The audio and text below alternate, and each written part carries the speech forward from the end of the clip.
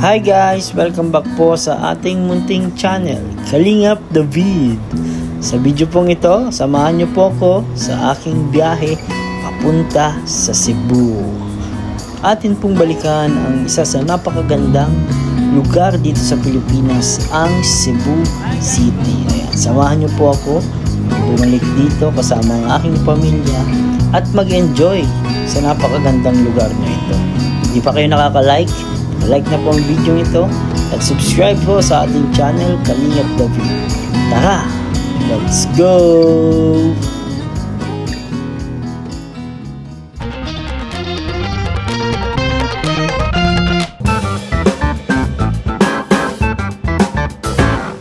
Hi guys! Welcome back po sa ating channel, Kalingap David. So nandito po tayo sa famous 7-Eleven dito sa malapit sa Mayon guys.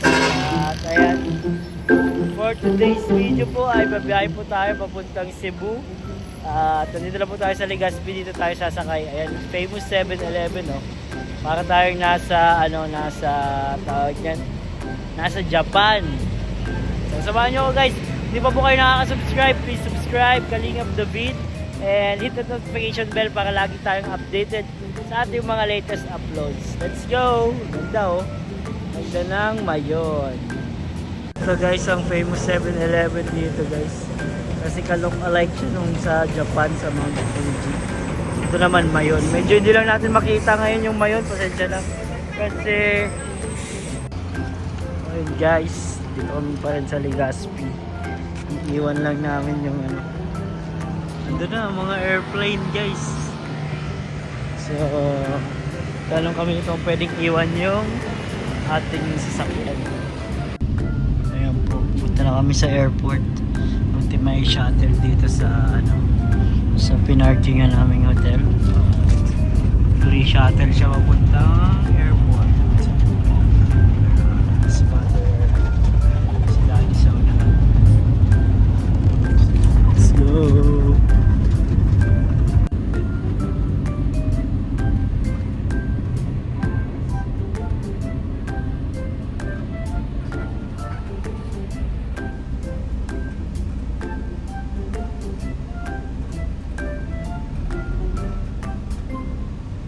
International Airport, napakaganda po.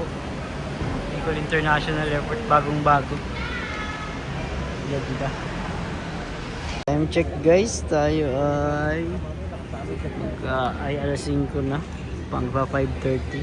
Dito po tayo sa Bicol International Airport. Bagong bago po, ang ganda guys. At dito paghihintay lang tayo ng flight natin. Then, sakay na tayo papunta sa Cebu. Ayan, guys. Medyo mapagod po yung biyahe, pero okay lang. Goods lang. Masaya naman. Kasama ang family. Let's go!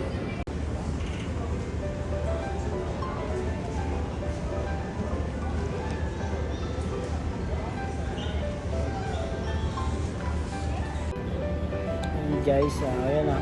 Wala lang tao halos dito sa airport. Lahat na sila nakapila. So kami yata ang last flight ngayon. Ayun sila, pila na lahat guys. Kami na lang dito ang tanong. Sasarado na din yung ano, yung mga tindahan dito, yung mga store. Kaya iba yun. Maya maya maalis din po kami. Yung flight namin ay lapit na din. Let's go guys! Guys, boarding na kami. Ito na. Stay na po kami ng airplane. So, siguro mga gano'n ba katamban. Ito po yung sasakyan namin, no? Naka mga isang oras at mahigit ng biyahe. Ito na siguro katagal. Ito yung sasakyan natin, no? Let's go guys. Safe travels. Bye bye. See you in Cebu. See you Cebu. Ulit.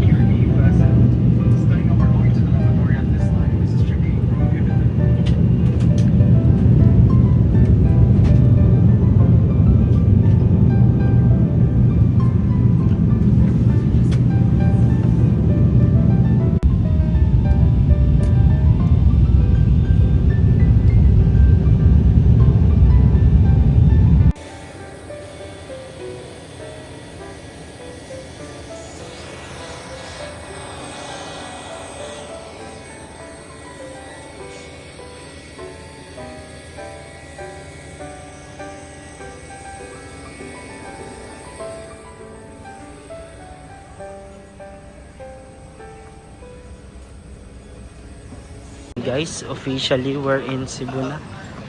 Sinulog. Cebu na tayo guys. Baka tayo ng baggage muna. Baka tayong baggage. Ang ating ano. Sinulog. Kung ang kilala dito sa Cebu, Sinulog. Kawasan, nagpunta kami dyan. Nangaraan. Kawasan Falls. Grabe, ang ganda talaga ng airport sa Cebu.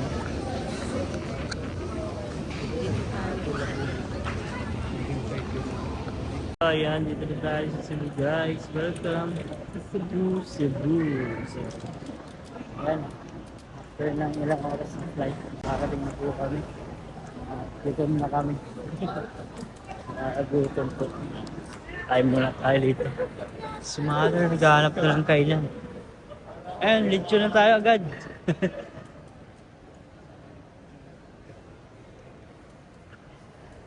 May mga pagkain naman dito eh. Grabe. Siguro, pwede yan. Nandiyan na po sila. At tayo po ay pupunta na sa ating hotel. Ay, saan tayo ano? Tara, let's go. Hindi, kakain tayo. Anong gusto niyo pagkain? Bili muna po kami ng take out at para hindi na lang kakain siguro sa. So tara na po, let's go sa ating tutuluyan at pagod na tayo. Kailangan na natin magpahinga. And guys, dito na kami sa Cebu. Ang taas ng ano natin, ng ating tinutuluyan. 20 circle ata yan ah. Let's go guys, mabili lang kami ng mga essentials sa 7-Eleven sa baba. May mga kapahinga na din po. Wait lang.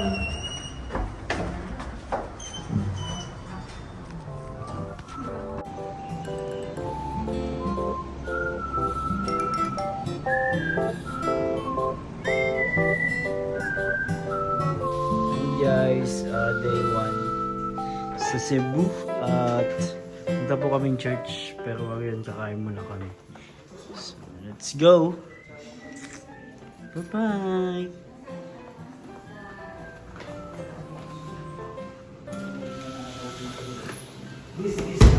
Guys, ang City of Cebu, Fuente po yan, Fuente Circle yan. Grabe, lawak. Ang sa pinakataas kami guys. Isang tower niya yata yan. Sa kanya din yan? Taas. Guys, pupunta na po kami sa church. Kung saan po yung pinunta po namin dito talaga. Sa church po. Pero wala kay kuan sa farm, hindi na sila Pangalan ng lugar ay Pardo.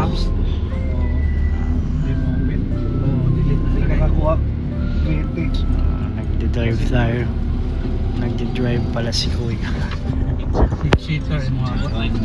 City of Cebu.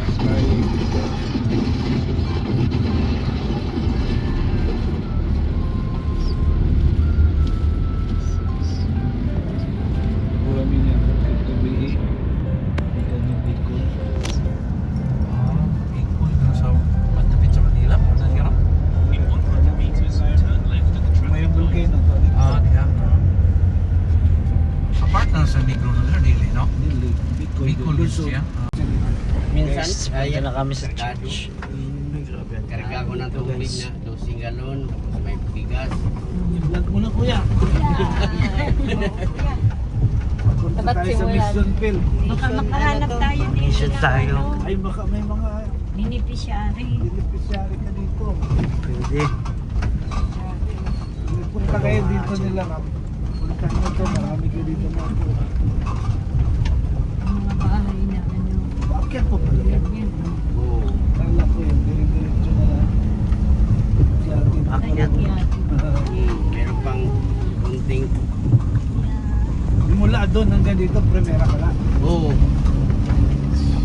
Pag ulan pa, nag 4 wheels pa ako. Bakit roon?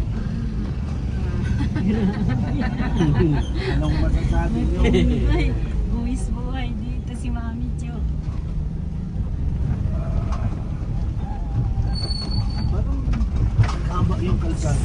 Ayan, ano na no. Hindi mo. Our Lady Fatima Ganito na talaga ito, Grotto. no? Dinadayo ng katoliko. Ano kita? Ayan na, First Zion Mission. Nasa ano? Hmm. Dito na rin baba. Hey, first Ay, saya! Ayan. Ayan po tayo sa Church, Cebu. Wala, kupay pa, gida. Ang simple church po dito sa Cebu. Okay guys, may start na po tayo dito sa service po dito sa Cebu. Pambagong church dito sa Cebu guys. Sabi na pong ano. Hallelujah. I'm so great to see you all, especially for this event that God has given to us. Blessing. There is a church, and I'm so thankful sa itong mga kasilinganan na naadiri to witness how God is good. So, God is so great as always. Binigyan na nato malimot na God is so faithful. Is always faithful to us despite sa mga butang atong nabuhat. But still, God's mercies endures forever. His love endures forever. So, akong gihangyo ang tanan sa pagtindog. Atong yanda matong mga kamot, mga tiil sa pagsimba, pagdag sa kabuhin ng Diyos. Before that, we entered into prayers. Lord, we are so thankful indeed for all what you have done into our lives, Father God. Thank you for the provision, Lord, that we came here, Father God. Aniya kami dire o Diyos, nagatapok aron pagsimba, pagdag sa mong buhing ngalan, Father God. Lord, dili ka ni sulagma, Father God, but it is your plan, Father God, na maabot kami diring dapita, Lord, to praise and worship your name, Father God. As what you have said in your word, that all your plans towards us, Father God, is to have us a good future, Father God, to have a purpose, Father God. You know already the plans you have for us, O Lord. And we claim it, Father God, nga dili kami nimo ato sa harm, Father God, but ato sa maayo nga mga panghitabo, Father God, mga butang ang maabot sa mong kinabuhi, Lord. And we are so thankful indeed, Father God. Hallelujah, Lord.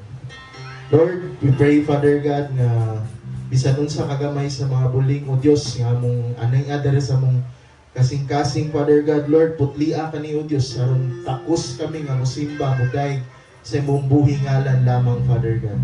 Hallelujah. Walay laing daygon o Dios kundi ikaw lamang. All the glory and the honor belongs only to you, Father. Amen. Hallelujah.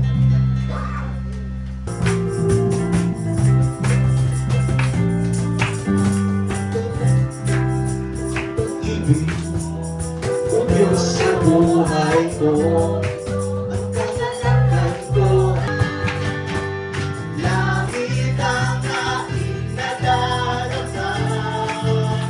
Sa tuwing gabi, di mo kayang mabuhay kung wala ka sa piling ko.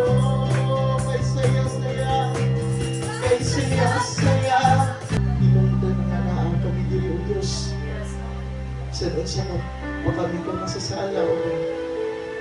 Grabe ka ka mga ayaw, Diyos, sa mga kinabuhi. Hallelujah. Sampos. Ganiadto, Lord, wala ka na usap. Hallelujah.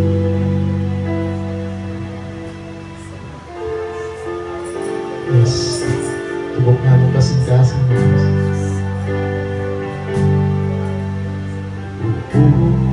Kasing-kasing lang lamang kanino, wala'y langing managiya, ikaw lang Jesucristo, tungkol kay hindi na muli, iulasa sa angayan lamang na pagkasimbahon ka. Ibukong kasing-kasing mo Diyos, ibukong kasing-kasing, alam lamang kani, wala'y laing managiya o Diyos, kundi ikaw lamang o God, ikaw lang Jesucristo, tungkol kay hindi na buhi mong gasa o Diyos, sa angayan lamang na pagkasimbahon ka. Pagkamaayo mo Diyos, pagkamaayo mo Jesus, pagkataong tingkugma mo, huwag makalabang sa tihunay kalipay mo, nalay kong ka Jesus, igapayaw ang kanan mo, kung kasi-kasi, magpasalamat ko.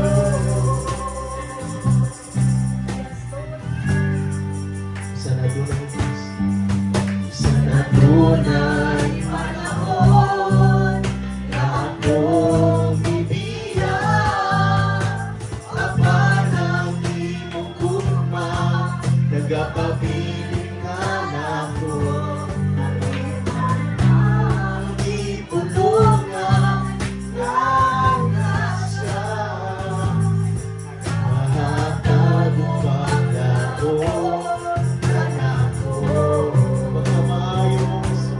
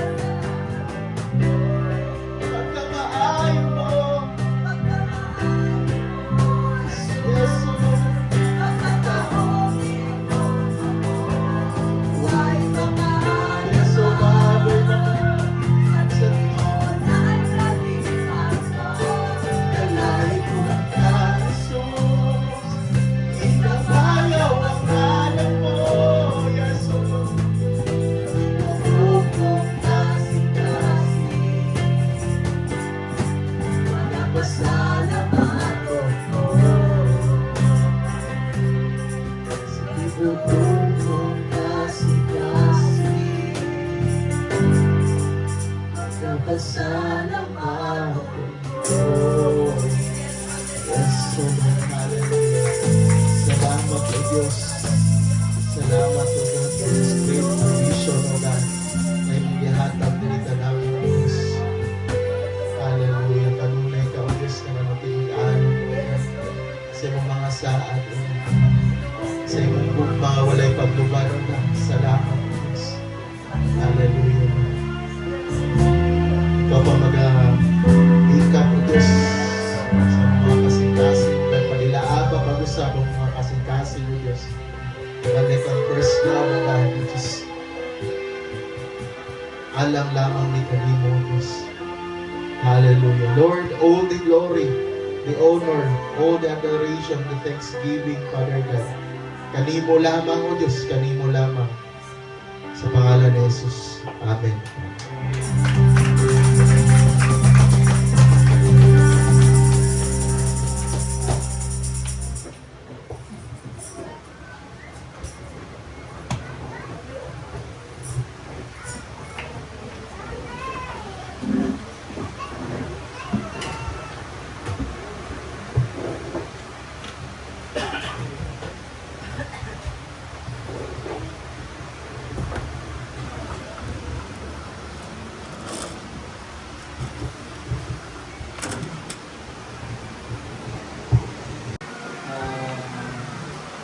Samuel. At nais ko po kilala sa inyo ang aming mga kasama. Si Leia M. Saniel, ang aking ano sa babae ang sa Bisaya? Asawa. Ako ang iyang bana. Tama? Pasensya po kasi tagal na ako nilakad ng Cebu. Ako po ay talagang taga-Luzon. Nag-aral po ako dito ng college sa Cebu. Kaya po kasabot ko Bisaya, Cebuano, at makasulti ko gamay. Huwag po kayong mahiyang makipag-usap ng Bisaya sa akin. Naintindihan ko po yun. At katry ko rin na makapag-Bisaya at makapag-Cebuano pagkausap kayo. At ang aking panganay na anak, yung pong nagbe-bass guitar, Marcel David Sarsaniel. Kamukha ko po yan. Pero ayaw niya. At ang aking pangalawang anak ay si David po pala ay teacher o professor. At pero siya ngayon ay sikat na vlogger. Nag-vlog po siya at simula sa Bicol International Airport hanggang dito ay may nagpa-picture. May nagpa-picture ba? Magpakuha picture sa niya. So, para po akong may kasamang artista. Kasi may napapicture. Dalawa lang po anak ko. Ang pangalawa ay si Engineer Clea Cel Ann Saniel. Yan po, hindi na natin pwedeng ipagkaila. Kamukha ko talaga yan. Ayaw mo na, Pek? Ayaw mo na ito? At yung kung nagka-cameraman sa atin, panganay ko po yan, adopted. Si Hazel Ibasco. Hindi po siya Saniel. Kasi simula nang ipanganak po yung panganay ko, aking kinamaguangan, ang aking bunso, ay nasa bahay na po siya nakatira. Kaya part na siya ng family. At sa lahat ng mga nandito ngayon, kay Mami Chu, Kuya Boy, Ati Mayin, Kuya Long, at kina Isaiah, kay Totoy, at kay MM, at kay Kuya Juris. At sina Marvin, si Viper at ang kanilang mga anak. Sila po ang mga unang nag-a-attend doon pa sa saan nga yun? Brotherhood sa Torres. Yan. Doon po una ang church na ito nakalagay. Doon po muna kami sa Torres noon. Ngayon ay ibalihin namin dire kay nanay space na pwedeng paglagyan, nakakuha po ang and hoping na sana po ay i-welcome nyo kami dito. Ay, sana po ay ano sa Bisaya yung i-welcome? Tanggapin. Awatorin nyo kami dito. Ang pangalan po ng church ay iba na. First, Faithful Ministers of Zion. Yan po ay affiliated o anong tawag sa Bisaya ayun. Ang mother church niya ay nasa Bicol, sa church namin sa Bicol. So, ako po ay pumayag na mag-church plant dito kasi una, nag-aral ako sa Cebu. Pangalawa, ay naadire ang akong mga igagaw from Bicol. Yun, si Marvin, si Totoys, mga pinsan ko po yan, mga igagaw na. And meron pang isa, si Michael, at saka, dalawa pala, si Jerry. Si Jerry kasi nasa Bohol ngayon. Si Michael, padating pa lang. Abot pa lang. So, muna nag-put up kami o nag-church plan kami dito sa Cebu. Aside from nag-eskwela ko dire sa una, na ako yung mga igagaw na dire. Na dito na sila nakapag-asawa. Nagbakasyon lang niya. Nakita nag-asawa ba? Pero taga na sila anak. Pasensya po kayo, nahihirapan ako. Nahihirapan ako mag-translate Bisaya, Tagalog, Bisaya. Isa pa sa bakit namin dito pinili na ilagay ang church. Kasi unang-una, na Kuya Long, at na Mami Chu, Kuya Boy, Pinoy, nana sila dire. So, para may space o bakanteng yuta na acquire ng church. Kaya dito na lang. Although, sa umpisa, sa una, parang lisod kaayo sa apuan o sa amuang umakyat dito ba? Kasi hindi kami sanay doon sa kalsada. Nakatakot kami baka magbaliktad yung minivan ni Kuelo. Kasi sa una, nagdala ako ng motor, pagpababa ko, nagnawag ba ng motor, nakapreno na ako pero dire-diretso pa rin. Lalo pag naiulan, makabrake ka na, ang motor magsigi pagdadan, pababa. Kaya so nahadlo ko ba? Pero ngayon, medyo okay ng kalsada.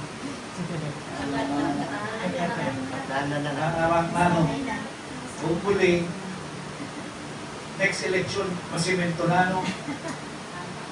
Para every time ako aakyat dito, lagi akong naninibago sa daan. Hindi sa tao, sa daan. Kami po ay ang aming plano is to reach out the community dito. Kaya kami naglagay ng church. Sa ngayon, walang kinikilala ang Diyos ng malaki, maliit na kasalanan kapag ikaw ay nagsisi. Lahat ng kasalanan sa Diyos pantay-pantay. Kasalanan ay kasalanan. Ibig sabihin, kung ikaw ay nagkupit ng piso at yung kapatid mo ay 5 piso, pareho kayo ang tawag ay ano? Sa Bisaya, kupitan. At kawatan. Oh. Parehas lang. Huwag kapitan. Sila ay mga magnanakaw. Ganon din yun pa ikaw ay nanloko ng mayaman at nanloko siya ng mahirap. Ang tawag sa inyong pareho ay manloloko. Kasi isa lang ang kategorya ng kasalanan. Kasalanan is against the will of God. Whether it is big or small. Kaya nga, naluloko tayo ng diablo kasi, ay, okay lang yan. Slight lang naman ang kasalanan mo. Walang slight na kasalanan. Sin are all the same. Big and small, wide and little, ay pararehas lang kasalanan yan. At ang kabayaran yan, kamatayan, pagkahiwalay sa Diyos, doon sa buhay na walang hanggan. Kung minsan tinitingnan natin, ang buhay na walang hanggan sa langit lang. No. Ang buhay na walang hanggan, dalawa. Sa langit at sa impyerno. Pag ikay napunta sa impyerno, buhay na walang hanggan din yun. Walang hanggang paghihirap. Ang langit, walang hanggang ginhawa sa Diyos o sa piling ng Diyos. Sa impyerno, walang hanggang buhay ng paghihirap. Alin ang gusto mo? Yung naghihirap ka habang buhay o yung ginhawa ka magpakailan pa man? So, again, ulitin ko, kung sino man ang gustong tumanggap sa Panginoon bilang Panginoon at tagapagligtas at magkaroon siya ng buhay na walang hanggan, habang siya nasa lupa, meron na siyang assurance. Pakitaas ang kamay ng mga gusto. At kung gusto ninyo, tumayo po kayo at tayo'y mananalangin. Ang tawag dito sa panalangin na ito ay prayer of salvation or acceptance. Mananalangin po tayo, pero ang panalangin ay sasabihin ko muna, susundin nyo lang, susundan nyo lang. Ibig sabihin, pag sinabi ko, O Diyos, sasabihin nyo rin, O Diyos, yung naririnig ng tenga nyo, o naririnig ng tenga ng katabi nyo. Pero huwag mo siyang pakialaman, hayaan mo siyang makinig. Basta ang focus mo sa Ginoo. In this prayer, as if we are talking to God, directly and personally. Okay po, manalangin tayo ng audibly o naririnig. Pero bago natin gawin yun, let us bow and close our eyes. At sumunod po kayo sa panalangin na ito. Amang Diyos, kinikilala kita, Diyos na makapangyarihan at banal. Kinikilala ko rin ang sarili ko na nagkasala sa iyo at napahiwalay sa iyo. Sa oras na ito, ako'y humihingi ng tawad. Patawarin mo po ako sa aking mga kasalanan at patuloy na samahan ng banal na Espiritu Santo. At kung ako man ay bawian na ng buhay, tanggapin mo po ako sa iyong kaharian. Salamat, Ama, sa iyong pangako na buhay na walang hanggan. Tinatanggap ko ang Panginoong Jesucristo bilang Panginoon at tagapagligtas ng aking buhay. Maghari ka sa buhay ko bilang Diyos ng aking buhay. Salamat po, Ama. Ito ang aking dalangin. Hinihiling sa pangalan ni Jesus. Amen. Lahat lang po ay nakayupo at nakapikit. Ama, tunay na kaibuti mo. Salamat sa iyong pag-ibig sa akin. Ipinagkaloob mo sa akin ang iyong anak na si Jesus upang ako ay maligtas. Hayaan mo po na ang aking tinanggap na kaligtasan ngayon sa pamamagitan ng pananampalataya at ng biyaya ng Diyos, sinasaway ko ang demonyo na ito'y kanyang maagaw. Hayaan mo, Panginoon, na ingatan mo ang salitang ito, ang pangako ito na pinagkaloob mo sa akin habang ako'y nabubuhay. Gabayan mo po ako ng iyong banal na Espiritu Santo upang sa gayon manatili akong ligtas habang nabubuhay. Panginoon, dalangin ko rin sa buhay nila na tinanggap ka bilang Panginoon tagapagligtas ay manahan ka sa puso nila. Ingatan mo sila at lahat sila, Panginoon, maranasan ang walang hanggang pag-ibig mo ngayon at pagpakailan pa man. Ito po ang aming dalangin. Hinihiling namin sa pangalan ni Jesucristo, aming Panginoon. Lahat ay sumugot ng Amen. Amen. Amen. Palapakan po natin ang ito. Kaya pwede na po tayo makaupo. Gawin niyo ang pag-ibig ng Ama at ang pag-ibig ng Anak at ganoon din ang pagsama at gabay ng Banal na Espiritu Santo sa ating buhay. Mayo kayong pinagpala at dalhin ang mga pagpapala sa inyong mga tahanan at ibahagi sa inyong mga mahal sa buhay. Salamat po, Ama. Ilayo mo kami sa anumang kapamakan, sakit, at bagkos kami ay bigyan mo ng kalakasang pisikal at maayos na kalusugan. Ito po ang aming dalangin sa pangalan ni Jesus. Amen.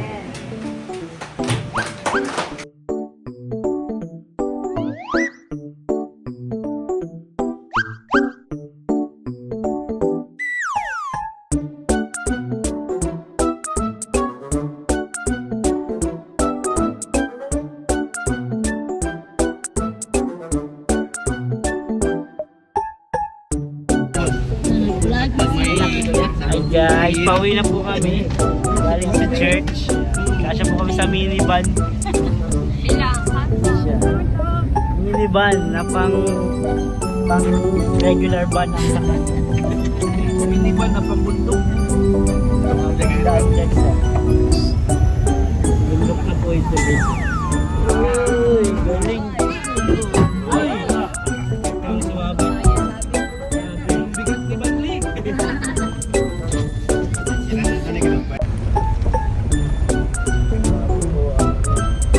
Off-road na. Manual to ano?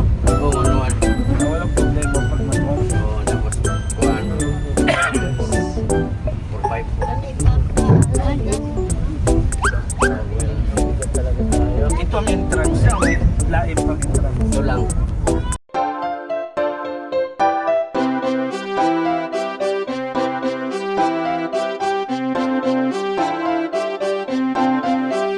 Pag-asa ay matatanaw at hindi ka maliligaw kay Kuya David Vlogs. Kuya David Vlogs, maliit pero malaki ang puso para sa kapwa, masiyahin ang kaibigan nyo. Mga kalinga, laging nandyan, umaraw man o umulan, basta merong nangangailangan.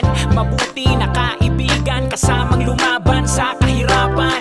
Kahit anumang pagsubok para sa inyo, merong mabuti na puso, siya ang kalingap nyo. Handa gawin ang lahat para sa kapustalan at sa pagtulong di magsasawa, masiyahin at matulungin. Talentado, mabuti ang puso, maaasahan kahit saan walang iwanan. Kaya mag-subscribe ka na, manood sa mga video niya, saan man ay kasama niyo siya. Kaya kay Kuya David Vlog, pag-asa ay matatanaw at hindi ka maliligaw kay Kuya David Vlogs. Kuya David Vlogs, maliit pero malaki ang puso para sa kapwa, masiyahin ang kaibigan nyo. Mga kalinga, pag-asa ay matatanaw at hindi ka maliligaw kay Kuya David Vlogs. Kuya David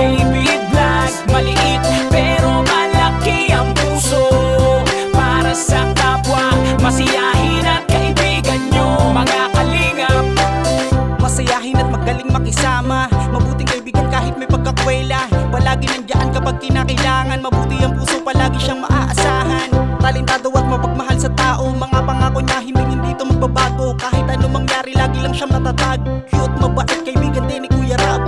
Kahit anong mangyari, makakasama nyo. Anumang pagsubok ang dumating, makakaramay nyo. Makatao at makadiyos, ang pinaka-cute sa K-Boys. Pagdating sa music, siya ang number one. Pag-asa